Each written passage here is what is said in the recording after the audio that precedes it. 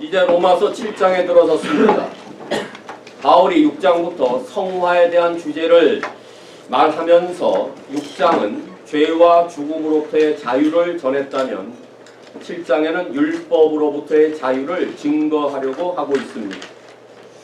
특히 그리스도인들에게 있어서 율법의 위치와 율법의 역할이 무엇인지를 지금 설명하고자 7장, 8장을 이제 말하고자 합니다.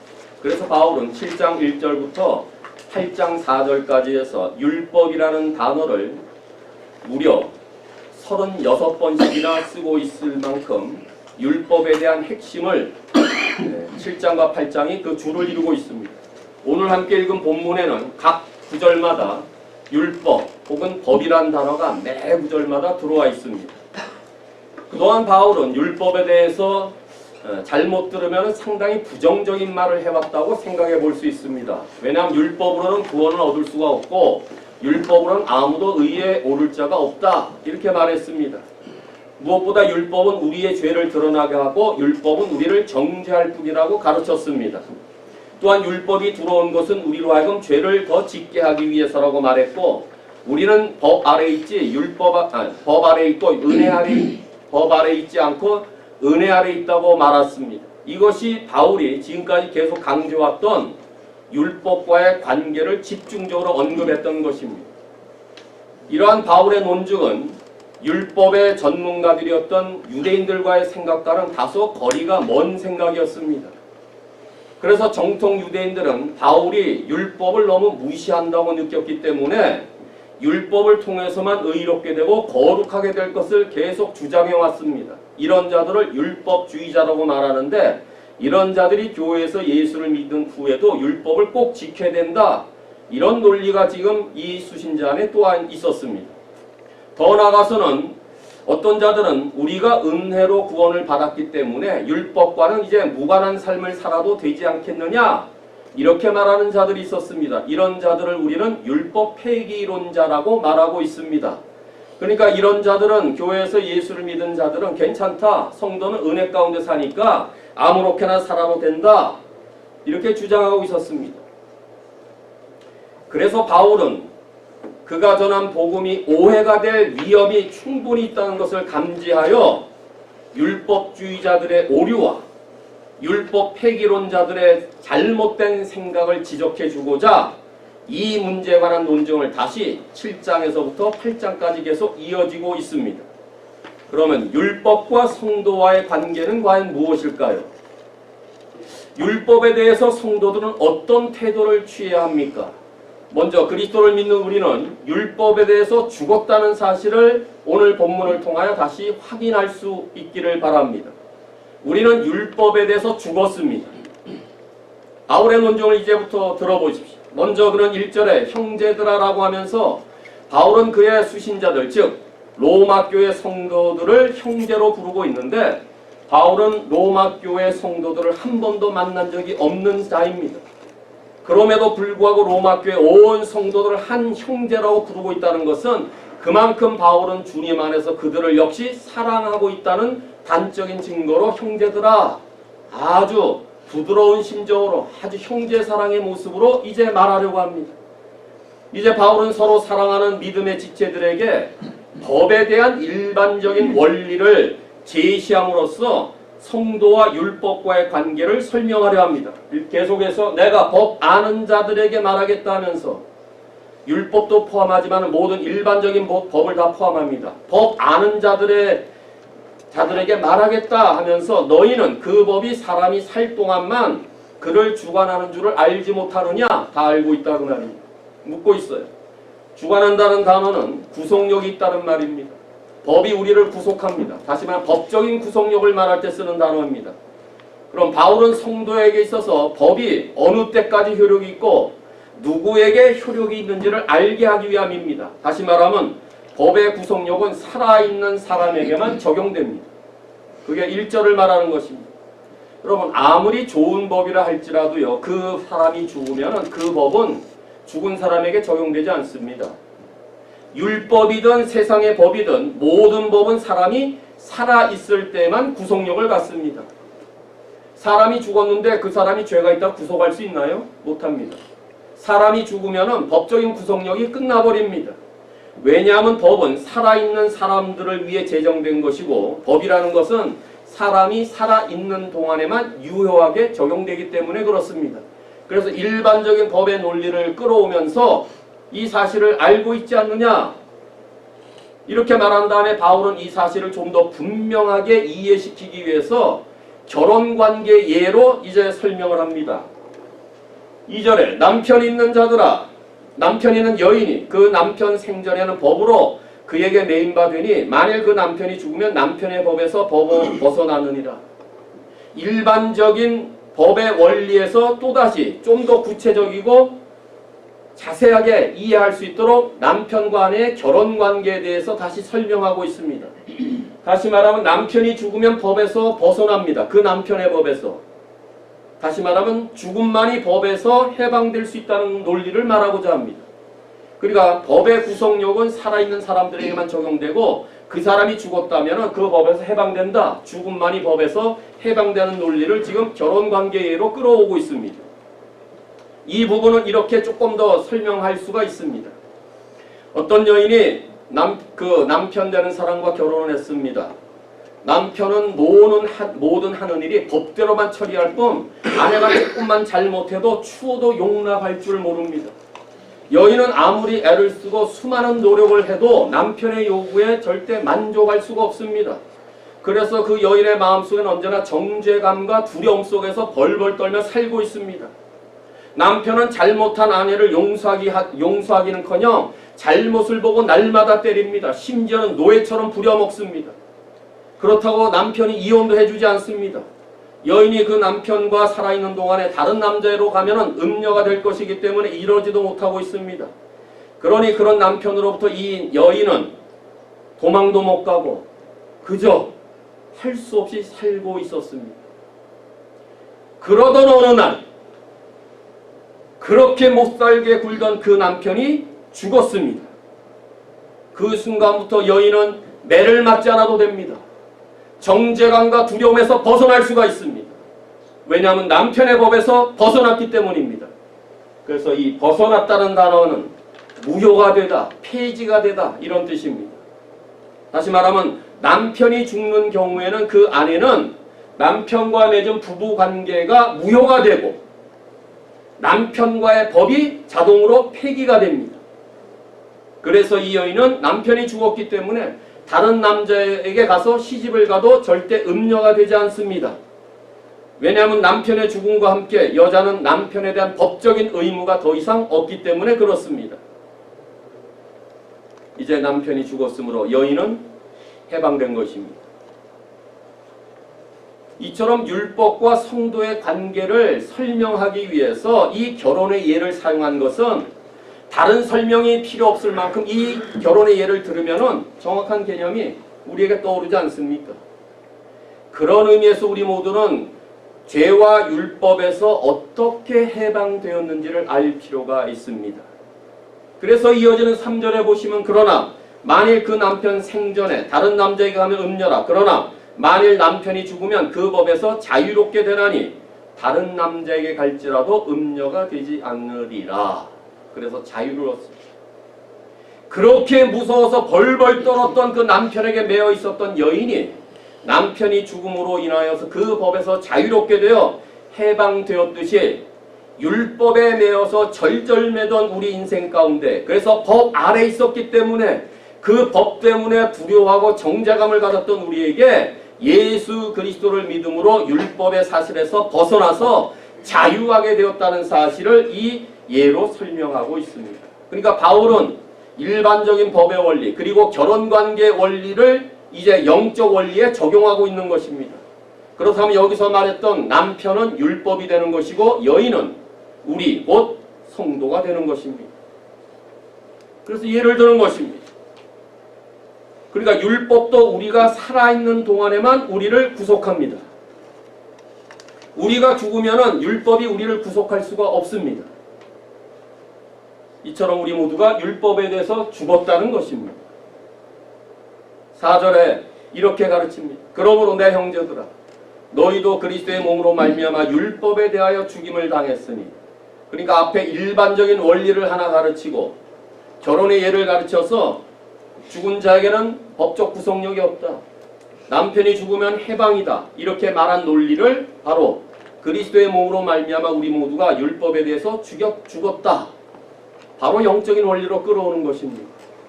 그런데 4절을 자세히 보시면은 앞에서는 남편이 죽었다고 해야 되기 때문에 여기에서 말하는 논리는 율법이 죽었다가 논리상 맞습니다. 그건 잘 보십시오. 4절에 유심히 잘 보시면 죽은 것은 남편이 아닙니다. 죽은 것은 율법이 아닙니다. 죽은 것은 누구예요? 여인입니다. 우리입니다. 너희도 죽임을 당했다. 우리가 죽었습니다. 그러니까 오해를 하시지 말아야 이해할 것은요.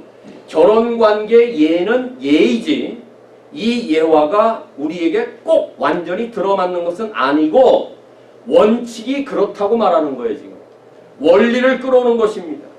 그러니까 바울이 결혼법을 통해서 우리에게 말하고자 하는 핵심은 누군가가 죽으면 법적 구속력에서 벗어난다는 것, 죽음만이 우리를 법적 구속에서 벗어나게 한다는 논리를 이해할 수 있기 위해서 법의 원리, 결혼관계의 원리, 그래서 원리를 적용하고자 하는 것입니다. 이것이 바로 율법 아래 있었던 우리의 처지를 말해주고 있는 것입니다. 율법이라는 남편은요 결코 죽지 않습니다. 죽지 않았습니다. 너희가 율법에 대해서 죽임을 당했다라고 말하는 것입니다. 율법은 아직 살아있습니다. 율법은 사라지거나 없어진 것이 절대 아닙니다. 이미 예수님께서도 마태복음 5장 18절에 천지가 없어지기 전에는 율법의 1.1획도 폐하여지지 아니하나 이렇게 말씀하셨습니다. 율법은 오늘날도 폐기되지 않았습니다. 오늘날도 우리에게 율법이 지금 있습니다. 그럼 잘 보십시오. 율법이 폐기되지 않은 것은 율법 자체가 잘못된 게 아니라는 것을 말합니다. 율법이 잘못된 것이 아니라 누가 잘못된 거예요? 율법을 지킬 수 없는 우리의 문제다 그 말이에요. 내가 죄인인 것이 문제이지 율법이 잘못된 것이 아닙니다. 그것을 지킬 능력이 우리에게 없는 것이 문제입니다. 사실 하나님의 율법, 계명, 말씀을 다 지킨다면 이 얼마나 행복한 일이겠습니까? 그러나 안타깝게도 그럴 수 있는 사람은 아무도 없다는 데에 문제가 있는 것입니다. 그래서 율법에서 자유함을 얻기 위해서는요, 내 자신이 죽는 길밖에 없습니다. 내가 죽어야 율법에서 자유롭게 되지 않습니까? 이 논리예요. 그러니까 4절이 말하고 있는 바는 율법에서 자유함을 받기 위해서 내가 죽어야 되는데 우리가 직접 죽지 않았지 않습니까? 그러니까 이것이 어떻게 가능할까요? 그리스도의 몸으로 가능하다 그 말이에요. 나는 죽을 수 없지만은 그리스도의 몸으로 말미암아 우리는 죽을 수 있다. 그것이 바로 그리스도의 몸을 통해서 우리가 죽는다는 바울의 논리입니다. 그러니까 어떻게 해야 율법에 대한 의무에서 벗어날 수가 있느냐? 우리가 죽을 때만이 가능하다. 그럼 어떻게 우리가 율법에 대해서 죽느냐? 하나님이 그의 아들을 통해서 완전하게 의를 이루시고자 우리의 죄값을 대신해서 십자가에 돌아가시고 못 박아 죽으셨을 때, 그렇게 해서 그 예수를 믿는 우리도 그리스도와 함께 십자가에 죽음으로써 율법에 대해 죽을 수 있다. 그래서 너희도 그리스도의 몸으로 말미암아 율법에 대해 죽었다. 이것입니다. 지금까지 말했던 논리, 우리 모두가 그리스도와 함께 십자가에 죽었지 않습니까? 그 죄가 죽었다고 되어 있습니다. 사망에서 죽었다고 되어 있죠. 이번 6장에서는 우리가 그리스도와 함께 십자가에 달려 죽으심으로 우리가 율법에 매여 있었는데 내가 그리스도와 함께 십자가에 죽었다면 이젠 율법에서 우리도 자유함을 얻는 거예요. 그 논리를 말하는 것입니다. 그럼 율법에 대해서 죽었다는 말은 무슨 뜻입니까? 그것은 그리스도께서 우리 대신 죄의 값인 사망을 지불하심으로 더 이상 율법은 우리를 이제 정죄할 수가 없고 더 이상 이제 우리에게는 율법이 구속력을 가질 수가 없게 되었다. 그러므로 우리는 율법에서 모든 것을 완전하게 깨끗하게 청산되었다 그 말입니다. 마치 죽은 남편 이후에 그 아내가 매여있던 남편으로부터 완전히 자유함을 얻은 것처럼 우리 모두가 예수 그리스도의 죽으심 때문에 율법에서 완전히 자유하게 되었다. 율법으로부터 해방되었다. 이렇게 말하는 것입니다. 그럼 자유를 얻은 이 여인이 어떻게 합니까? 다른 남자에게로 갈 수가 있습니다. 왜요? 그 남편의 법에 이제 매여 있지 않기 때문에 다른 남자에게 갈 수 있다고 말합니다. 이와 같이 율법에 죽었던 우리가, 율법에 대해서 묶여있던 우리가 예수 그리스도로 인하여서 우리도 이제 예수님께로 갈 수 있다고 말합니다. 다시 말하면 하나님께서 왜 그리스도를 통하여 우리 가운데 율법에서 해방시키도록 했습니까? 그것은 바로 우리가 그리스도께 속하게 하기 위해서입니다. 다른 말로 표현하면은 여인이 남편이 죽은 후에 여인이 다른 남자에게 시집을 가듯이 우리가 율법에 대해서 죽었기 때문에 우리는 이제 그리스도의 신부가 될 수 있다. 이걸 말하는 것입니다. 이 사실을 고린도후서 11장 바울은 고린도 교회 성도들에게 내가 너희를 정결한 처녀로 한 남편인 그리스도께 드리려고 중매하려. 우리가 그리스도와 결혼관계로 들어간다.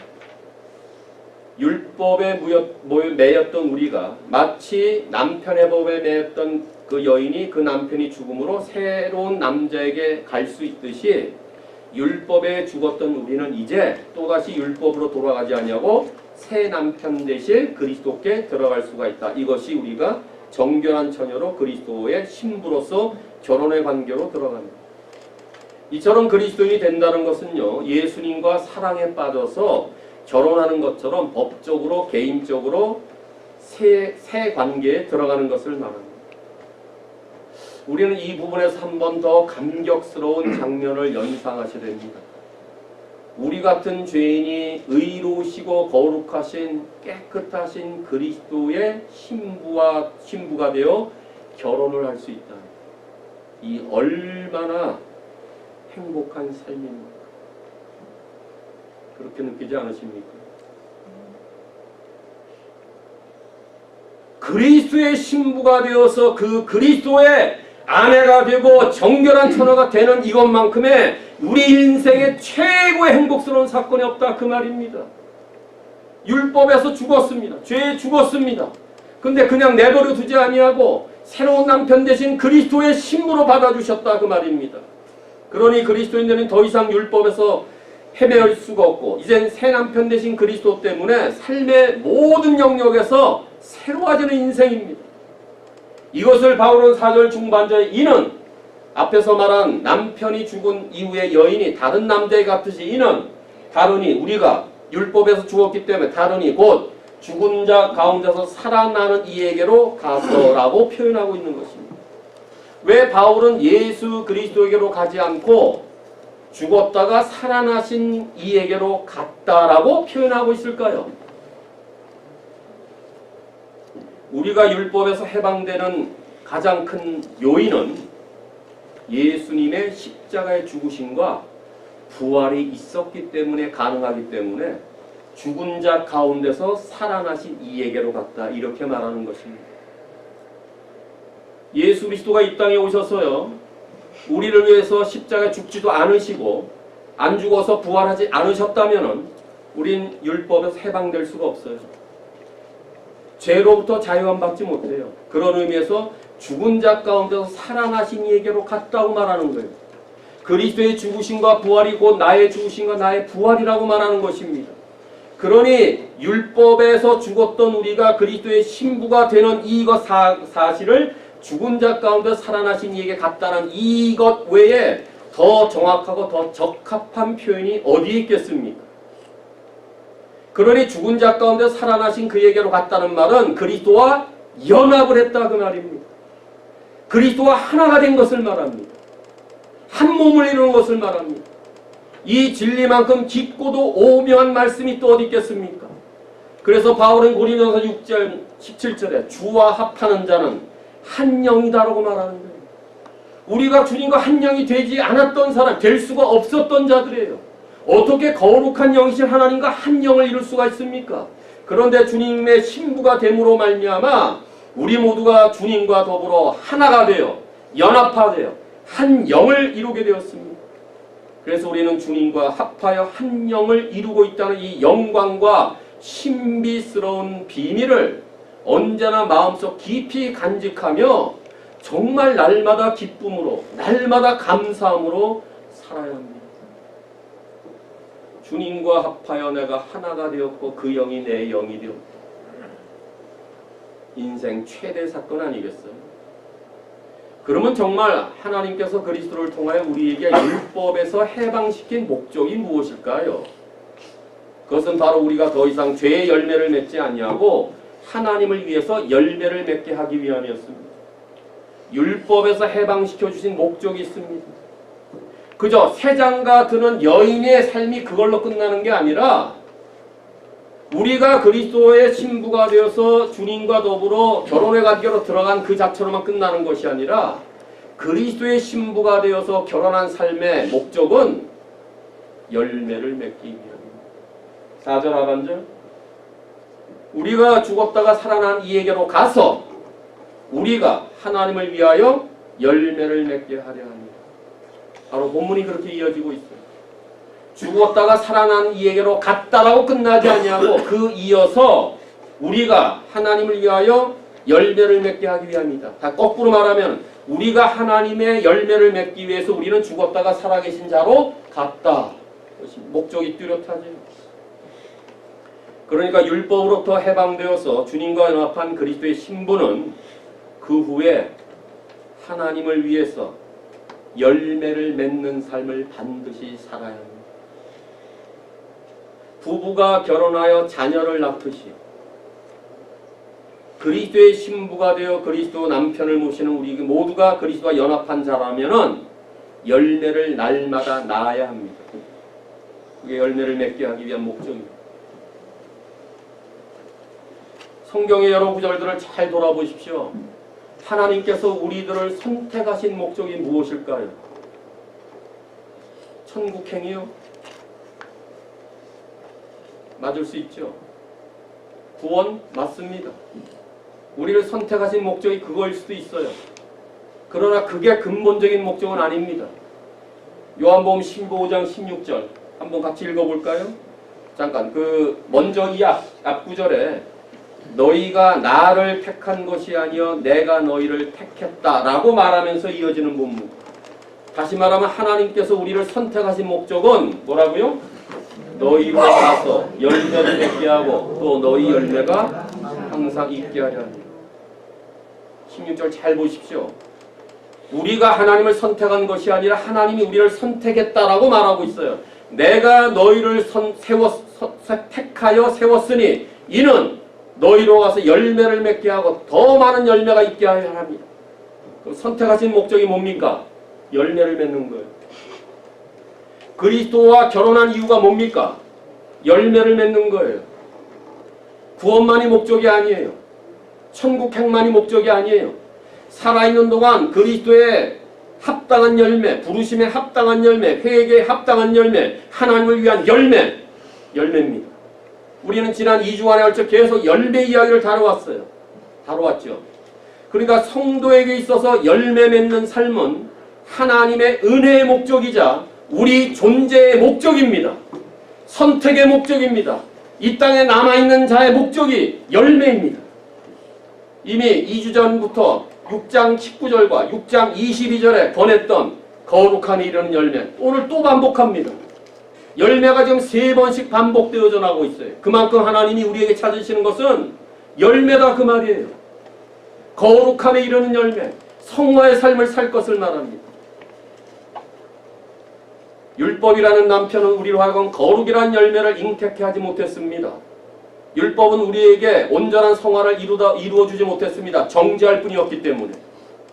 그래서 율법은 정죄만 할 뿐이지 우리에게 전혀 열매 맺는 일에 도움이 되지 못했습니다. 하지만 칭의와 성화는 예수 그리스도와 연합한 후에 여전히 이루어져야 된다는 것을 이날 아침에 또다시 명심할 수 있기를 바랍니다. 하나님께서 원하시는 것은 거룩의 열매임을 잊지 마시고 앞으로 남은 삶은 정말 내가 그리스도의 신부라고 확신 있고 그래서 그 신부되는 길을 만날 그 신랑 되신 그리스도를 만난 그날까지 평생 동안 많은 열매를 맺음으로 하나님께 영광을 돌리는 그리스도의 참 신부가 될 수 있기를 바랍니다. 하나님은 우리가 더 이상 율법에 매여 살지 않고 그리스도께 속하여 거룩의 열매를 맺으며 살 수 있게 하기 위해서 우리를 율법으로부터 해방시켰습니다. 그럼 우리는 어떻게 살아야 됩니까? 율법에 대하여 죽은 우리는 이제 하나님 성령으로 하나님을 섬겨야 합니다. 그게 5절 6절의 말씀입니다. 율법에 대하여 죽은 우리는 영으로 하나님을 섬겨야 되는데 이 사실을 결론에서 말하기 전에 바울은 먼저 하나님을 위해 열매를 맺기 전에 어떤 상태였는지를 앞에 4절과 대조하여 5절에서 다시 말하고 있습니다. 원래 원문에는 왜냐함이라는 단어가 하나 들어가 있어요. 그러니까 이 말이에요. 우리가 율법에서 죽었기 때문에 이제 우리 모두가 죽었다가 살아계신 그리스도께 가서 하나님을 위해 열매를 맺어야 된다. 왜냐하면 우리가 육신에 있었을 때는 사망을 위하여 열매만 맺었기 때문이다. 그 말입니다. 다시 거꾸로 말하면 우리가 육신에 있었을 때는 사망에 이르는 열매를 맺었기 때문에 이제는 너희가 그리스도와 연합했다면 하나님의 열매를 맺어라. 연결부도를 왜냐하면 단어를 접속사로 이전과 이후를 또 이렇게 구분해서 말씀합니다. 바울은 이전에 우리가 육신에 있었다고 말합니다. 이미 전에도 설명했다시피 육신은 죄의 통제와 죄의 지위를 받는 인간의 본성을 말합니다. 우리가 육신에 거했을 때는 죄의 정력이 율법을 통하여서 우리 가운데 역사했습니다. 우리는 이전에 율법에 순종하면 복을 받고 율법에 불순종하면 저주를 받는 이 경고를 들어왔습니다. 이스라엘 백성이 특히 그랬습니다. 그런데 그들이나 우리는 그 경고를 들었음에도 불구하고 여전히 죄의 정욕을 따라 살았습니다. 죄의 정욕이 우리에게 욕심으로 이끌게 하여 다른 길로 가지 못하고 다른 길로 가게 하되 그 길의 마지막에 사망에 이른 열매를 맺도록 했던 것입니다. 그래서 율법은 우리 모두가 죄인이라고 선고해버렸습니다. 그래서 그것 때문에 늘 죄책감에 시달리며 하나님의 진노 아래서 여전히 심판을 두려워하며 살아야만 했습니다. 그때 우리의 주인은 죄였습니다. 그래서 우리는 죄를 지어서는 안 되는 줄 알면서도 죄의 노예가 되어 사망이라는 열매를 맺을 수밖에 없었던 것입니다. 그러나 이제는 우리를 얽매고 있었던 것에 대하여 죽게 되어서 죄와 율법에서 벗어나게 되었습니다. 우리를 대신해서 십자가에서 주님이 달려 돌아가심으로 우리의 모든 죄값을 다 한 번에 영원토록 지불하셨기 때문에 그렇습니다. 이처럼 예수 그리스도를 믿는 자들은 이제 율법으로부터 자유케 됐습니다. 우리를 얽매였던 것, 죄와 율법에서 벗어난 것, 이것을 우리는 자유라고 말합니다. 이것이 행복입니다. 세상적인 행복의 조건을 다 갖추었다고 해서 행복이 오는 게 아닙니다. 권력이 있고 재력이 있고 떵떵거리며 사는 자리에 있다고 해도 그 사람의 마음속에 행복이 오는 게 아닙니다. 참된 행복이 무엇일까요? 내 죽었던 영이 살아나고 내 영이 자유롭게 되며 내 삶에 온전한 구원이 이루어졌을 때 이것이 진정한 행복입니다. 이제 율법의 사슬에서 다 벗어났어요. 그래서 우리가 그 구원의 기쁨을 오늘도 맛보게 됐을 때 내 영혼의 쇠사슬이 완전히 끊어지고 내 삶이 하나님의 형상으로 지금 회복되고 그 주 안에서 참된 자유함을 갖게 된 것, 이것이야말로 인류 최대의 행복의 사건인 것입니다. 그래서 바울은 6절 상반절에 그러나 앞에서 죄의 정욕의 그 열매가 사망으로 인도했지만 그러나 이제는 우리가 얽매였던 것에 대해 죽었으므로 우리가 율법에서 벗어났다라고 말합니다. 율법에서 벗어났다는 것은 죄의 사함을 위한 율법의 형식이 불필요하게 되어 율법의 형식에서 해방되었다 그 말이에요. 율법이 전혀 없어진 것이 아니라 율법의 형식으로부터 벗어났다 그 말이에요. 그러니까 우리 성도들은 더 이상 죄와 율법의 매인 사람이 아닙니다. 이 말은 우리 모두는 예수를 믿은 다음에 율법의 문자를 따라 사는 자가 아니다 그 말이에요. 율법의 형식에 묶여서 사는 자들이 아니다 그 말이에요. 그러므로 이제 우리가 해야 될 일이 무엇일까요? 율법에서 벗어났다면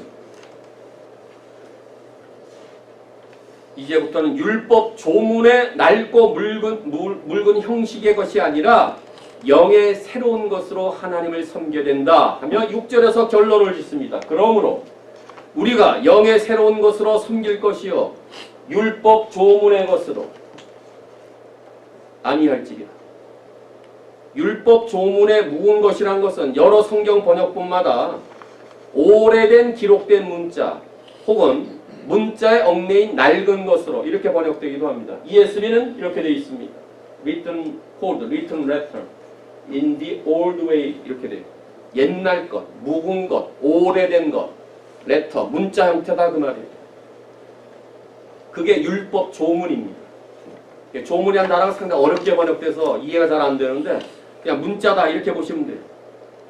원래 의미는 조문이란 원래 단어는 이 돌판, 그러니까 십계명 받은 그 돌판, 후대는 양피지에 썼잖아요. 돌판이나 양피지에 문자로 기록된 율법을 의미합니다.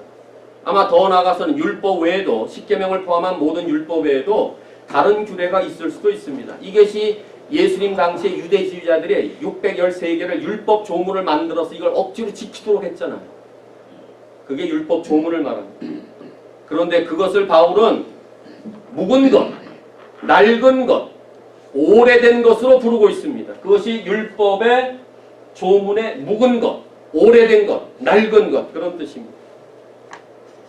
왜 바울이 그 율법의 조문을 묵은 것, 낡은 것으로 부르고 있을까요?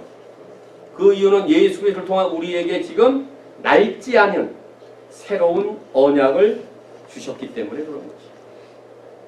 옛 언약인 율법은 우리에게 하나님의 뜻을 가르쳐 주긴 했습니다. 살인하지 말라, 부모 공경하라, 간음하지 말라, 도둑질하지 말라. 이게 하나님의 뜻을 가르쳐 줬어요. 율법에서. 안 가르쳐 준 것이 아닙니다. 그런데 하나님의 뜻이 무엇인지를 자기 백성들에 가르쳐 주었지만 그 하나님의 백성이 그것을 지킬 힘이 없었다 그 말입니다. 그래서 우리는 하나님의 뜻을 다 알고 있었으면서도 그것대로 살지 못하고 그것대로 행할 수가 없었다는 거예요. 이게 율법의 형식에 묶였다는 것입니다. 하지만 옛 언약 대신 하나님께서는 그리스도를 통해서 우리에게 새 언약을 주셨습니다. 그래서 하나님은 그리스도를 믿는 모든 자들에게 우리가 예수를 믿으면 무죄 선언했습니다. 더 이상 너는 죄의 노예가 아니다. 율법에 매여 살지 않아도 된다. 이렇게 하도록 성령을 보내주심으로 우리에게 죄를 이길 힘과 주님의 뜻을 따라 살 수 있는 능력을 부여해 주셨습니다. 그래서 바울이 갈라디아서 5장 18절에 너희가 만일 성령의 인도하심을 받는 자가 되면 율법 아래 있지 않다라고 말합니다. 그래서 율법 아래 있지 않아요. 우리는 성령의 인도하심을 따라 사는 거예요. 그래서 율법에 매이지 않는 것을 말합니다. 그런 의미에서 이제 우리는 더 이상 율법 조문에 묵은 것으로 사는 것이 아니라 성령의 새로운 것으로 하나님을 섬길 수 있게 되었다. 이렇게 말합니다. 이것이 우리 삶의 원리입니다. 8장까지 계속 이제 진행될 것입니다. 우리가 어떻게 사느냐? 율법의 형식으로 사는 것이 아니라 성령의 힘으로 율법을 지키며 살다. 이것을 하나님을 온전히 섬기는 것으로 이제 계속 말하게 될 것입니다. 그러므로 이 율법 조문에 묵은 것을 사는 것이 아니라 영으로 하나님을 섬기는 이 원리는 7장 전체 원리이자 신약 성경 전체의 원리가 되는 것입니다. 한번 읽어볼까요? 고린도후서 3장 6절 시작. 그가 또한 우리를 새 언약의 일꾼 되기에 만족하게 하셨으니 율법 조문으로 하지 아니하고 오직 영으로 함이니 율법 조문은 죽이는 것이요 영은 살리는 것이라. 같은 내용을 쓰고 있죠. 율법 조문으로 하지 아니하고 오직 영으로 했다. 율법 조문은 죽이는 것이 영은 살리는 것이다. 이게 새 언약 일꾼됨의 사명입니다. 이게 신약의 원리입니다. 그러니까 율법 조문에 묵은 것으로 섬기는 삶은 사망을 위하여 열매를 맺는 것이기 때문에 그래서 죽이는 것이 됩니다. 사람을 살리지 못합니다. 그런데 영으로 하는 것은 하나님을 위해 열매를 맺습니다. 이것이 살리는 것이 됩니다. 그래서 바울의 전체적인 논리는 이제부터는 율법에서 우리 모두가 벗어난 자들이 되었고 율법에서 해방이 되었기 때문에 율법의 낡은 형식이나 낡은 정신으로가 아니라 성령님께서 주시는 새 마음과 새 뜻과 새 생명으로 하나님을 섬길 수 있다. 이렇게 말하는 것입니다. 그러니까요, 하나님을 바르게 섬긴다는 것은 율법을 무시하는 것이 아니라 율법에 나와 있는 대로 하나님을 더 사랑하고 율법에 나와 있는 대로 이웃사랑을 더 하라는 거예요. 그런데 이것을 형식으로가 아니라 문자대로만 하는 것이 아니라 율법의 내용을 더 굳게 세우라는 것을 말하는 거예요. 예수님 당시에 유대주의자들이 얼마나 율법의 형식만을 따랐습니까? 그래서 예수님 말씀하시죠. 바리새인과 서기관들이 말하는 것은 따르고 그들이 행하는 것은 본받지 말라. 형식주의였죠. 외식이었죠. 위선이었죠. 문자 그대로는 말했어요. 문자에 숨겨진 정신은 다 놓쳐버린 것을 말할 때 율법의 조문에 낡은 것으로 섬겼던 것을 말합니다. 하지만 하나님의 성령이 오시면은 율법이 없어진 것이 아니라 그 성령님께서 우리가 지킬 수 있는 힘을 주시고 새로운 마음과 새 뜻으로 주시기 때문에 율법의 형식을 지키는 것이 아니라 이젠 율법의 내용을 성령님께서 주시는 그 마음으로 지킬 수 있다 그 말입니다. 그럼 정말 영의 새로운 것으로 섬기는 삶은 어떤 것일까요? 하나님을 섬기는 일에 마지못해 순종하는 태도가 아니라 정말 마음속에서 우러나오는 순종의 삶이 하나님 사랑에 대한 계명을 잘 지키는 것이고 이웃사랑에 대한 계명을 마음속에서 우러나오며 순종하는 삶으로 지키는 것이 영으로 섬기는 것입니다. 그래서 달라진 것입니다. 율법은 없어지지 않았습니다. 그러니까 율법과의 관계가 무엇이에요? 형식이 아니라 그 내용을 마음속에서 우러나오는 중심된 마음으로 섬기도록 우리는 지금 바뀌어버린 상태가 된 것입니다. 이게 율법과 성도의 관계입니다. 그러니까 성도는 율법을 지켜야 됩니까? 안 지켜야 됩니까? 지켜야 됩니다. 그런데 어떻게 지킵니까? 하나님의 성령으로 지키는 것입니다. 이전에 형식을 따를 때 우리가 하나도 지킬 수가 없었어요. 의식을 버리고 외식을 버리고 위선을 버리고 껍데기를 버리고 내용물을 지키게 될 때 하나님의 성령이 주시는 그 마음으로 우리는 지킬 수 있게 되었다. 이것이 율법의 묵은 것으로 지키는 것이 아니라 영으로 새로운 것으로 하나님께 섬기는 것이다. 바울이 이렇게 말하는 것입니다.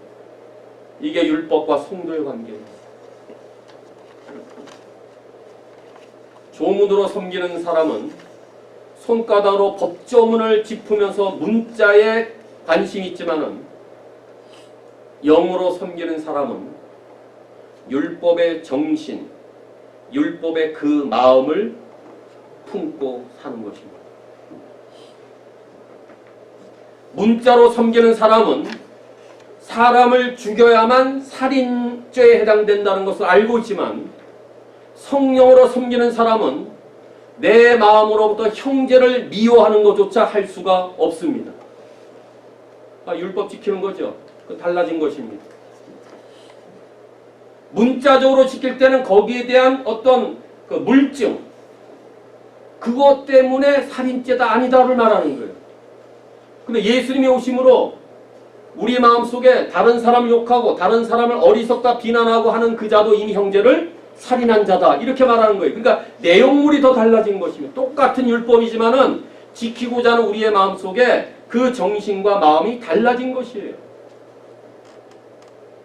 성령으로 섬기는 사람은요, 1만 달란트 빚진 자를 용서하여 그 빚을 탕감해 주지만은 조문으로 섬기는 사람은 겨우 100데나리온 빚진 자의 그 멱살을 붙잡고 또다시 재판장에 끌고 간다 그 말이에요. 율법의 사람은 심판과 지옥이 두려워서 무서워하는 마음으로 법을 억지로 지키려고 애쓰는 거예요. 그러나 영의 사람은 우리 안에 계신 성령을 근심케 하지 않게 하기 위하여 조금이라도 하나님의 법에 실수할까봐 온전히 마음을 기쁘게 해드림으로 하나님을 기쁘시게 섬기는 자가 되는 것입니다. 율법의 문자로 사는 사람은 내가 실수하여 죄를 범하면 내가 또 형벌을 받겠구나, 내가 이런 죄를 범했으니까 내가 또 손해를 받겠구나 늘 염려하며 살지만은 성령으로 사는 사람은 행여나 하나님 나라에 누를 끼칠까봐 거룩한 주의 이름을 욕되게 할까봐 언제나 가슴 아파하면서 하나님의 마음을 기쁘시게 해드리며 산다. 그 영으로 사는 것입니다. 같은 법을 지킨다 할지라도 율법 조문으로 지키는 자와 성령으로 지키는 자가 다르다 그 말이에요. 그러니까 유대주의자들의 반론에 바울의 답이 맞아떨어지죠. 바울의 논리는 우리가 율법 지키지 않는 게 아니다. 지키고 있다 그 말하는 거예요. 대신 영으로 지킨다. 또 은혜를 받았으니까 아무렇게나 살아도 된다. 그런 율법 폐기론자들의 반론에 또다시 정확한 답을 주죠. 아니다. 우린 율법을 지키려 이렇게 더 잘 지킨다. 은혜 아래 있다 할지라도 율법과 무시된 삶을 사는 게 아니다. 그렇게 말합니다. 그렇습니다. 영으로 섬기는 사람은 우리 안에 다 성령님께서 계십니다. 그 성령님이 우리의 연약함을 도우십니다. 그 성령님이 영으로서 우리의 행실을 죽일 수 있도록 도와주십니다. 그 성령님은 우리 성도들 진리로 인도하시고 우리가 그 진리 안에서 행할 수 있도록 지금도 힘을 주십니다. 그러므로 성령 안에 있는 사람은, 성령을 따라 행하는 사람은, 성령으로 섬기게 되는 사람은 하나님의 뜻을 기쁘시게 해드리며 섬길 수 있습니다. 하나님은 우리를 은혜로 구원하셨을 뿐만 아니라 우리가 하나님을 위해서 거룩한 열매를 맺도록 성령님을 친히 보내주셨습니다. 그 성령님은 우리가 죄와 싸워 이길 수 있도록 오늘도 힘을 제공해 주십니다. 그 성령님은 그리스도를 믿는 모든 자들을 거룩하게 하고 온전한 섬김을 행할 수 있도록 하나님께서 자기 백성들에게 주신 가장 귀하고도 최고의 선물입니다. 우리 모두가 이 성령의 선물로 받았지 않습니까? 이 최고의 선물을 받았다면 남은 인생은 율법에 대해 죽은 성도들답게 이후로는 율법의 낡은 형식으로가 아니라 성령님의 도우심과 새로운 생명으로 하나님을 온전히 섬기는 그리스도의 참 신부가 될 수 있기를 바랍니다. 사랑하는 성도 여러분, 우리 모두는 죄와 율법으로부터 죽었다는 사실을 다시 확인할 필요가 있습니다. 죄로부터 죽었습니다. 아멘. 율법으로부터 죽었습니다. 여전히 아멘이죠. 우리는 예수 그리스도의 죽으심과 부활로 인하여 죄와 율법으로부터 해방된 자유인입니다. 그리스도 안에 있는 우리는 그러니까 이제 더 이상 죄의 종노릇 할 필요가 없습니다. 우리는 더 이상 율법에 매여 살지 않아도 됩니다. 이제 우리 모두는 그리스도 안에서 참 자유를 누렸습니다. 성령 안에 참 해방을 누렸습니다. 낡은 것은 지나고 새 것이 왔습니다. 옛 질서는 무너지고 새 질서가 우리 마음 가운데 세워졌습니다. 묵은 은혜가 지나가 우리 모두에게 날마다 새롭게 해주시는 하나님의 은혜가 지금도 풍성하게 임하고 있습니다. 이제 우리 모두는 영광스러운 예수 그리스도의 거룩한 신부가 되었습니다. 오직 우리는 하나님의 은혜의 끈에, 하나님의 사랑과 긍휼의 끈에 매여 살 뿐입니다. 그러니 언제나 주님과 함께 살고 주님 안에서 주님을 통하여 주님의 열매를 맺으시기를 바랍니다. 그 주님과 함께 기뻐하고 그 주님과 함께 슬퍼하는 사람이 바로 우리 그리스도의 신부인 것입니다. 그럴 때 예수님 안에 있는 모든 부요함과 모든 풍성함이 우리 모두의 것이 될 수 있습니다. 따라서 우리 모두에게 참 자유를 주신 구원의 하나님을 늘 감사하며 찬송하면서 성령을 따라 하나님을 온전히 섬길 뿐만 아니라 주님이 가장 기뻐하시는 거룩한 열매를 맺음으로 하늘에 계신 하나님의 마음을 시원스럽게 드리는 그리스도의 참된 신부가 되시기를 주님의 이름으로 축원합니다.